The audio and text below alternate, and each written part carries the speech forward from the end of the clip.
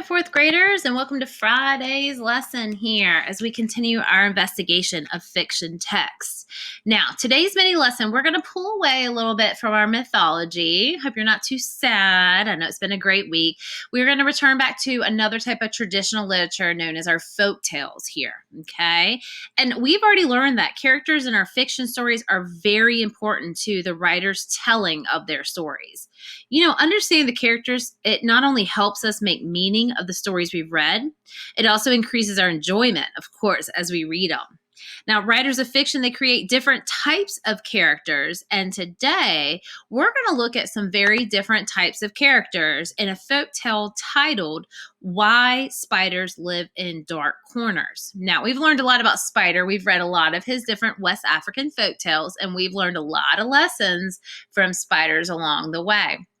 Now, before we jump into our story today, I do want you to take a look here at the different types of characters and stories that we have read, and also stories that we will read in our fiction study, and it's going to help keep things really interesting.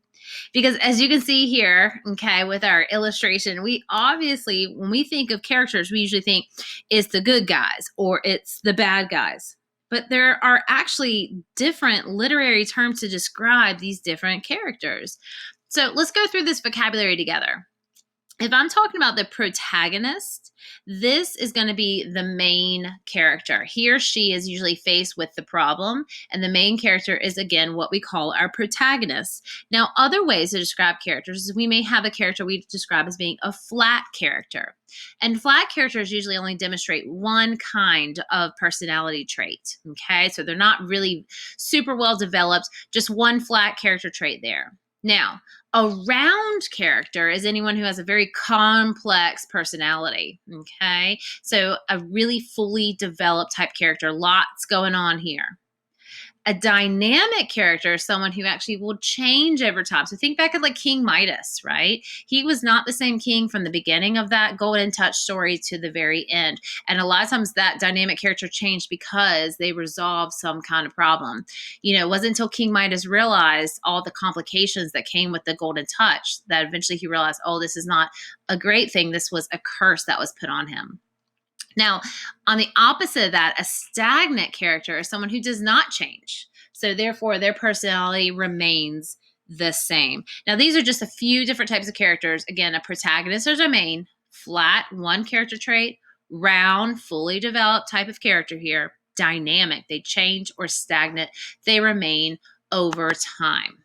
Okay, so what we're going to do is today we're going to identify the protagonist in the folktale Why Spiders Live in Dark Corners. And we're going to find evidence, as you can see here in my chart, okay, to support the type of character he portrays.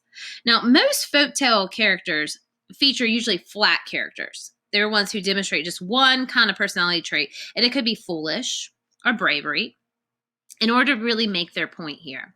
So we're going to take a look at these and other personality traits in today's folktale as well, and read some other traits, of characters in folktales. Now, as we read, let's make sure we take note about our characters as we go along. Now, this is going to be the Google Doc that you're going to have to fill in, okay? And the folktale title that we're filling in is Why Spiders Live in Dark Corners. Now, I'm going to go ahead and tell you right now, I want you to look for any kind of animals that take on human personalities as I go through that very first page with you today. Okay, listening up. Let's see if we can find that character. Why Spider lives in dark corners. Spider lived in a house made of banana leaves with his wife Aso and his 2 sons. Behind the banana leaf house was a garden where they planted yams and corn, tomatoes, bananas, lemons, and oranges. And every day, Aso cooked rice and vegetables and meat and peppers into a big stew. It was delicious, and Spider ate until he could not eat no more. You might think Spider would be satisfied, but of course, he was not. So, who's our protagonist here? Who's our main character? Clearly, it's Spider, right? Spider is our protagonist. And he seems to almost be like humans. What are some things about him that almost make him feel human? He lives in a house, right? He's got a wife and 2 sons. He loves to eat good food, especially stew. Man, he sounds like he could almost be in my family. All right, so that's definitely our protagonist that takes on human characteristics, okay? Now, we're going to continue looking for ways Spider is showing human characteristics and ways he seems to demonstrate one kind of character trait. But this time, you're going to have a chance to make some noticings on your own as I continue reading about Spider. Now, as you listen here, we will at the end go through your chart to show the evidence of Spider demonstrating one kind of character trait, okay, and what we notice about Spider behaving like a human. So let's take a look. What can I do? Spider asked himself. There are so many good things in my garden, and yet I can eat only half of them. And then he had an idea. He told his wife that he was not feeling very well and that very soon he would die. Aso and her sons were sad, but Spider only said, "Since I'm going to die soon, you must make a place to bury me. I want to put it here, just next to the spot where the tomatoes are growing." For Spider loved tomatoes best of all. And one day very soon, Spider pretended to get sick and die. What a terrible thing Spider's doing. Aso and her two sons shed many tears and put Spider in his grave just beside the tomato patch. Spider stayed in the deep grave for several days because his family had a fine funeral and many people came to mourn him. When it was finally over, Spider very quietly lifted the cover of the grave, The moon was so bright that he could see everything in the garden. He quickly picked several of the very best tomatoes, and then he pulled up some of the best yams, and then he cut off some green, juicy peppers and pulled up a few big onions. And then Spider crept into the chicken yard and plucked himself a nice fat chicken. When he had everything he wanted, Spider went back into his deep grave. Now, it was not long after that Aso and her sons began to notice that something was happening to the garden. Every morning, some of the best tomatoes and yams were missing. So Aso thought of a clever way to catch the thief.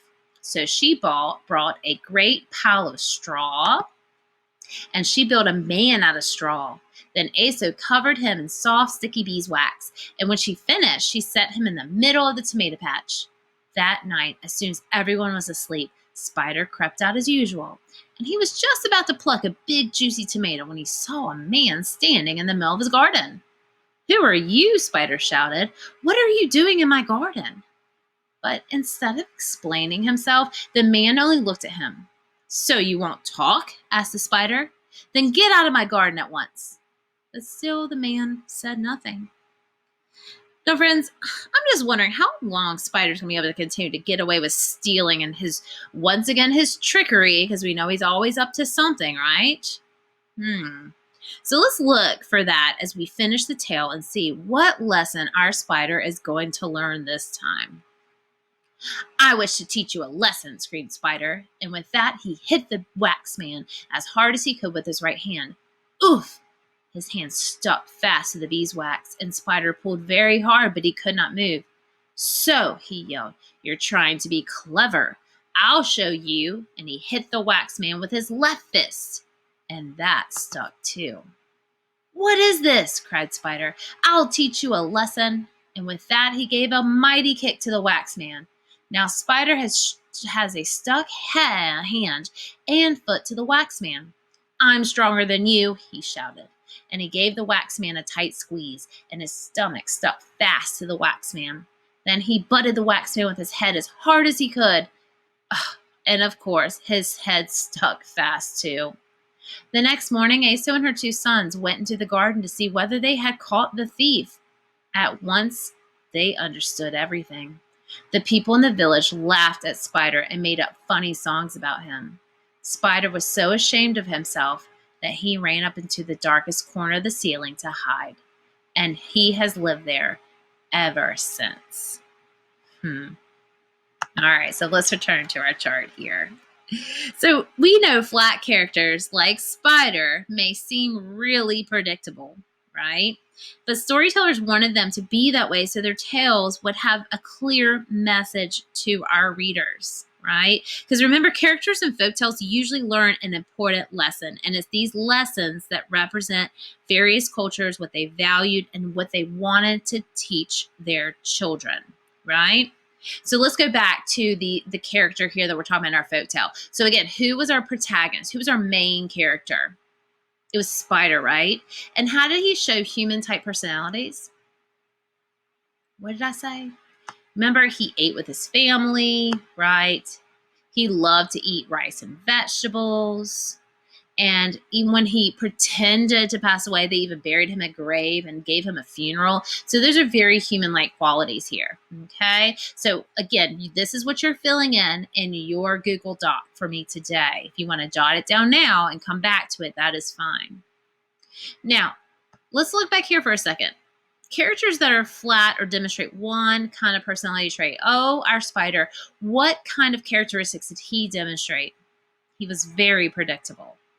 As we know that Spider's always up to something, he's very into his trickery, right? So let's see the evidence. So again, once again, Spider's a thief. And what is he stealing? He's stealing food from the garden, right? So once again, Spider is showing dishonesty because he lied about dying. Trickery, he's tricking his wife and two sons into putting him right next to the garden. And he's stealing, okay, the best tomatoes and different foods from the garden.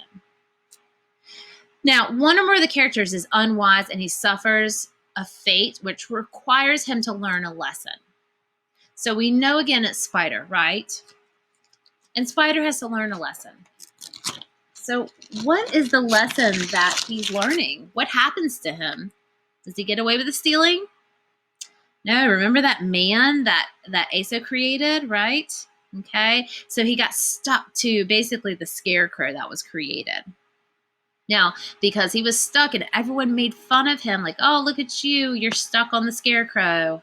You're stuck on the beeswax scarecrow. What does he decide to do? He's so ashamed. He's embarrassed. So he hides in the dark corners, right? Because he's ashamed of himself. He learns that he did not get away with his thievery. He did not get away with his trickery this time.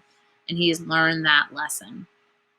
All right, so please go back and you're going to be filling in this text evidence to show me that you have followed along with our story today. Again, when we're pulling out those character traits, we have to have the evidence from just the story to support it.